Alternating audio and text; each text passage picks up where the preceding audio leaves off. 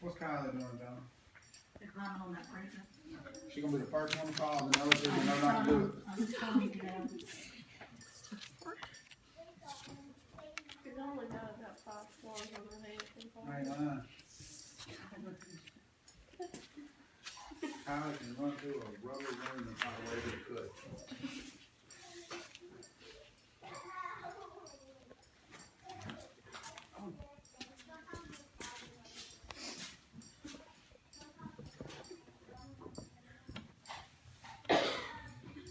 What if one bright Sunday morning, as you're getting ready for church, or you're still tangled up in your sheets sleeping, you were startled by or woken up by bombs bursting and bullets spraying in all directions?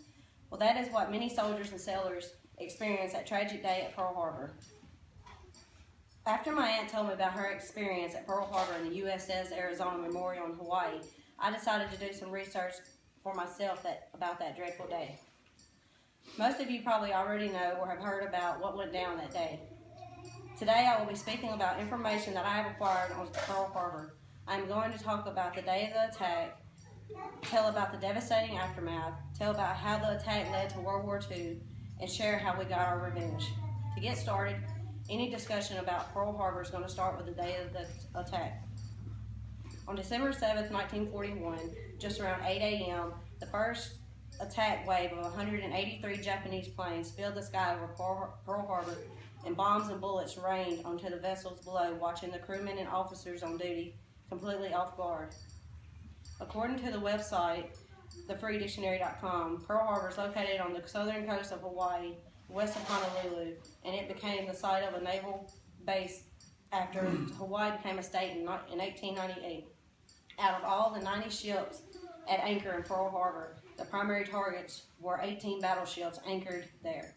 The first attack wave bombs airfields and battleships. A 1,800-pound bomb smashed through the deck of the battleship USS Arizona right into her forward ammunition magazine. The ship exploded and sank with over 1,000 servicemen trapped inside, who sadly went down with the ship. The battleship USS Oklahoma was the next ship to sink with 400 sailors aboard. Torpedoes ripped and pierced through the sides, which caused the ship to lose its balance and roll over and slip underwater. The second attack wave targets other ships and shipyard facilities. Total chaos was going on, but some of our servicemen gathered themselves and began to fight off the Japanese. Around 10 a.m., the attack finally ended. So now let me tell you about the devastating aftermath of the attack on Pearl Harbor. When the attack ended shortly before 10 a.m., less than 2 hours after the attack began, the American forces were in disbelief. More than 2,500 servicemen had lost their lives, and a little over 100 civilians had died. Another 1,000 servicemen and civilians were wounded.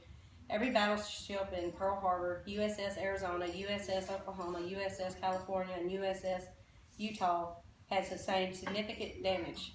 All except the USS Arizona and USS Utah were eventually salvaged and repaired. In all, the Japanese attack on Pearl Harbor crippled or destroyed 18 American ships and nearly 300 airplanes. Although the Japanese success was overwhelming, it was not complete. They failed to damage any American aircraft carriers, which by a stroke of luck had been away from the harbor. They neglected to damage the shoreside facilities at the Pearl Harbor Naval Base, which played an important role in the victory of World War II. After the attack was over, according to the website Japan101.com, Mr. Yamamoto is credited for saying, "I fear all we have done is awoken a sleeping giant," and he was absolutely right. Moving on, I'm now going to share with you how the attack on Pearl Harbor led us to World War II.